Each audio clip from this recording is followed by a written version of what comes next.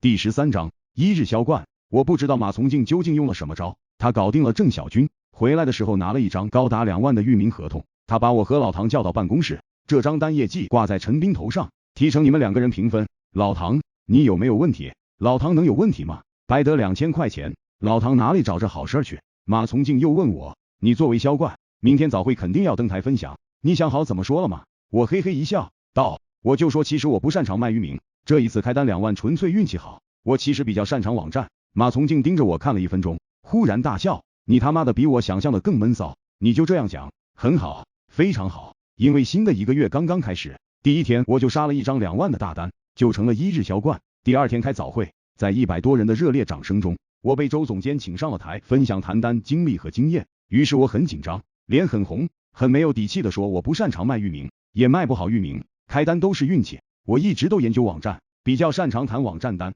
红，下面一片哗然。周总笑眯眯的道，你们瞧瞧，不擅长卖域名，人家一开就是2万的单，你们这些老员工，你们这些销售精英们难道不脸红吗？他把4000块钱递到我手上，让我一把捏在手中，钱撒开像扇子，勾动的是全场所有人内心的欲望。请下载小说 APP 阅读最新内容。马从敬作为经理也上台，他比我演技更好，羞涩的像个小姑娘，说自己刚来深圳，什么都不懂，连公司的保护系统都没搞懂，白白让部门的员工把单都搞丢了，他很愧疚。又说巴布之所以能取得一点小成绩，都要感谢巴布的这些最优秀的员工，他的作用其实很小。然后他给我们部门每个人鞠躬，最后他煽情的道，我虽然是经理，但是在巴布我更是个服务员，服务好每个我们的一线杀单英雄，帮他们搞好后勤，搞好服务是我最大的目标。巴布的一帮员工被他这么搞得个个热血沸腾，人人都觉得该是为知己者死，可能只有我一个人冷眼旁观，静静看他表演。这个女人就是妖孽，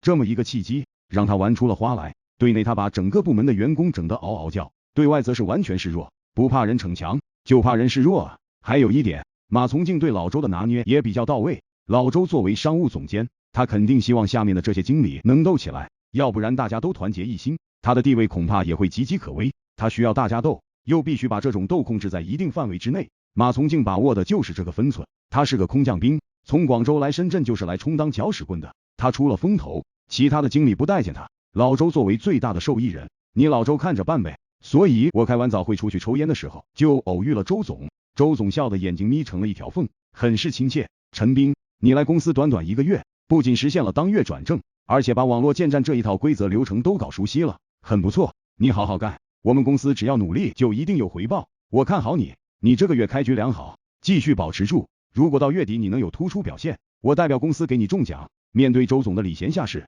我当然是感激涕零。我发现自己也开始有了演技了，部门有了明确分工之后，接下来我差不多天天都往外面跑。以前我很内向，尤其是碰到那些老板我会很自卑，但是现在我每天要见几个老板，这些人有男有女，有本地人也有香港和湾湾的人，反正形形色色，各种各样，老板见得多了就习以为常了。在他们面前我越来越挥洒自如。我谨记马从敬的教诲，任何时候都要记住，顾问的身份不是客户需要什么想做什么，而是我给客户策划安排怎么做。眼界打开了，见多识广了，我的欲望也因此而快速的攀升。我想赚钱，赚很多钱，所以我很用心，基本上每天我下班最晚，而且我手提包里面随时随地的会放一本书，见客户路途的时间我利用起来读书。在谈单上面，我也找到了一些独门方法，比如谈了一家企业之后，马上去找这家公司的竞争对手，几个竞争对手放在一起谈，利用同行是冤家的心理，刺激这些老板达到快速拿单的目的。又比如我谈单故意等饭点，如果老板请我吃饭，就表示这个老板比较信服我就可以继续的把顾问这个角色搞得更有声有色一些。当然，马从敬给我的指点也不少，他有一个很经典的话，先做朋友，后做生意就是扯淡，没有生意就没有朋友，人家老板把你当朋友，为什么不把生意给你做？说1000到1万，人家还是不信任你，嘴巴上的朋友，心底不认同你，算什么朋友呢？反之，你和老板成功签单了，他把活交给你干了，你和他不用把朋友挂在嘴上，你们自然成为朋友。所以我和老板谈单目标非常明确，就是要成交，其他的都是扯淡，我就是那么直接和直白。不知不觉间，我把公司卖域名的那一套激情和洗脑也融入到了我的业务中。我给老板讲网站的时候，总是激情昂扬，热情洋溢，我会勾勒很多蓝图出来，给他们以无限的遐想。越大的老板，他们对未来的憧憬就会越丰富，我就把这种憧憬具体化，把互联网的未来给他描绘出来，于是效果立竿见影。我开始独立签单了。我这月的第一张网站单很有戏剧性，